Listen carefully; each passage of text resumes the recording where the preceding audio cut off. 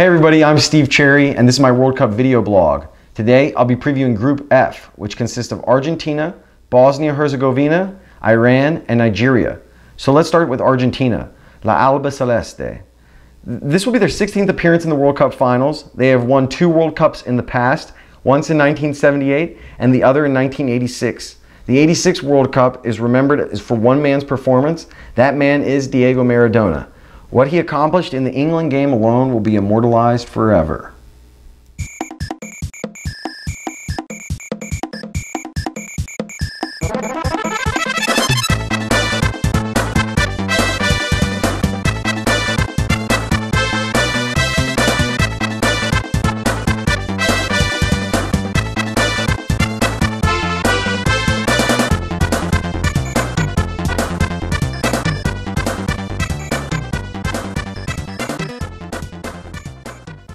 The nation has not seen World Cup glory since the days of Maradona and hope that Alejandro Sabella can create some magic with this talented group.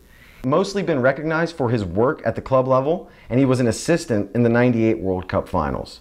The key players for him are of course going to be the greatest player of his generation, Lionel Messi, forward from Barcelona. He is one of the best players I've ever seen in my life. It's unbelievable the things that he can do on the pitch.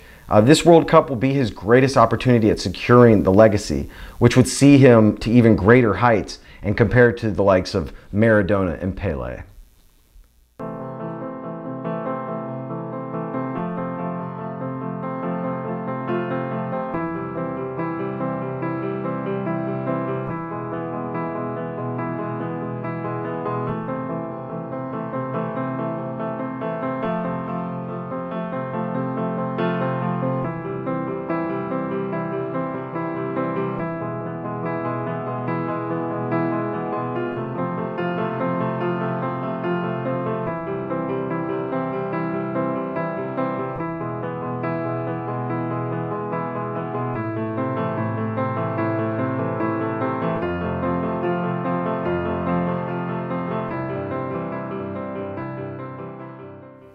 Lionel Messi is perhaps the greatest player of all time, but he will definitely have to prove that this summer. So let's move on to another forward on Argentina's side, Sergio Kun Aguero. He's a forward from Manchester City and a 2-time Barclays Premier League champion. He's Messi's most important attacking partner on this side.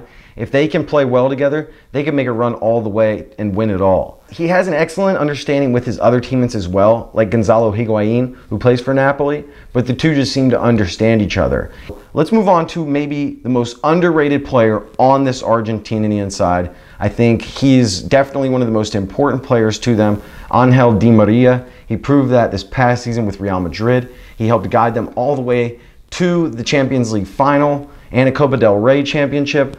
They won the Champions League. You know, most people give credit to Gareth Bale and Cristiano Ronaldo, but I think without him, they would not have won either of those. And this summer, without him at his best, I don't think Argentina has a chance at winning this. Can Argentina win the World Cup? I see Argentina as one of the teams that can definitely win the World Cup.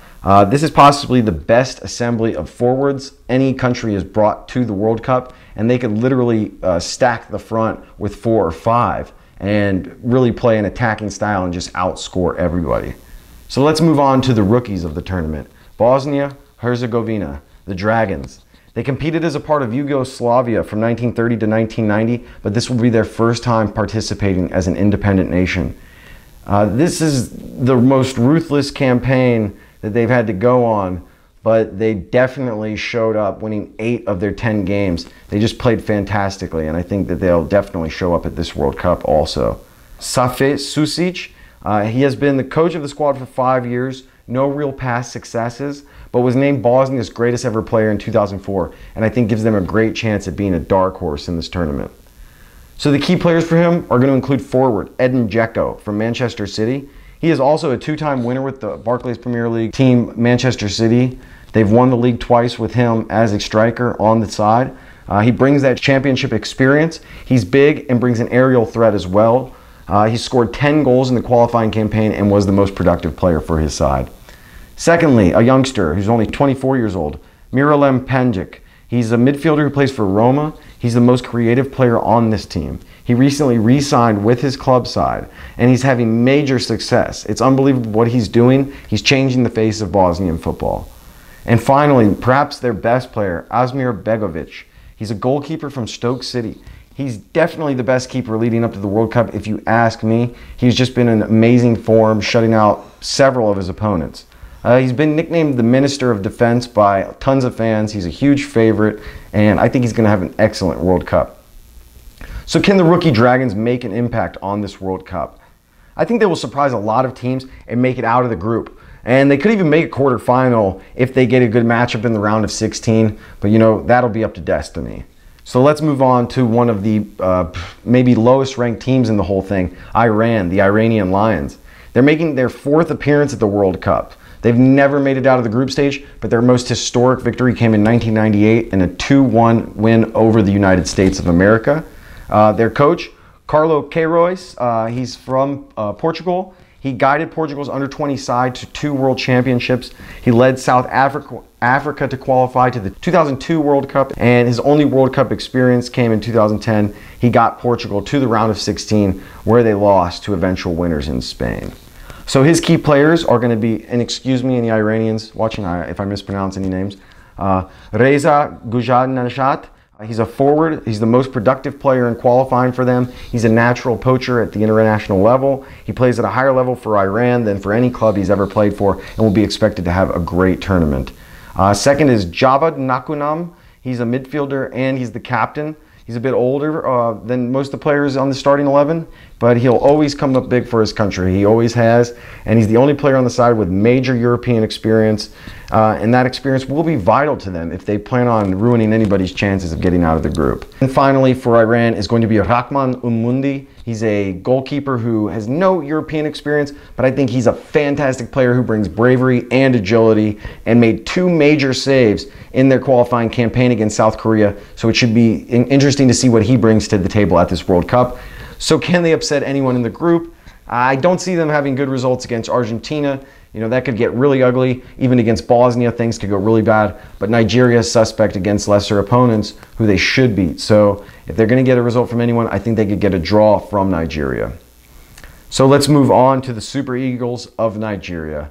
Making their 5th appearance in the 2014 World Cup, they have failed to make it out of the group stage since their first 2 appearances in 1994 and 1998. Coach Stephen Keshi, he's had moderate success at the club level and with his national side. His first opportunity to actually coach at the World Cup will come this summer, so it should be interesting if he's ready for this big stage. And he was released just before the 2006 World Cup. He helped Togo qualify from Africa. His key players are going to be Emmanuel Iminike, a forward. He's the most productive player for them in qualifying and needs to be a major star if they plan on advancing out of the group. He has a lot of upside, but only if he brings his A game. Secondly, John Obi Mikel from Chelsea in London. He's a midfielder who's played in the Barclays Premier League for a good amount of his career, and I think he's going to need to bring championship experience with him if Nigeria wants to get out of the group. Finally, for Nigeria, it's going to be their captain and goalkeeper Vincent Nyama. He will be counted on a lot as this is his 3rd World Cup appearance.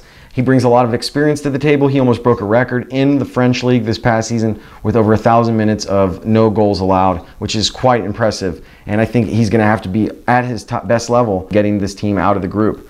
So can the Super Eagles get out of the group? It will be difficult, but because they have Iran first, I think everything is in their hands. It's going to be completely up to them if they get out of the group. So the group schedule is as follows. June 15th, Argentina plays Bosnia. Iran plays Nigeria on June 16th. On June 21st, Nigeria plays Bosnia and Argentina plays Iran. June 25th, we'll see Nigeria play Argentina and Bosnia play Iran as the group stage closes out. So I think the most important match of this group is going to be Nigeria versus Argentina. I think Argentina will win the group, but if somehow Nigeria can get a draw from that game, I think they might be able to slip past Bosnia if Bosnia does slip up against Argentina, which I do see happening. So the breakout star of the group, I'm changing it up this time. I think it's going to be the entire Bosnia squad. I think they're going to shock the world. I think they're going to really have an impressive run at this tournament, and I truly believe that if anybody out of Europe is going to surprise people, it's going to be Bosnia.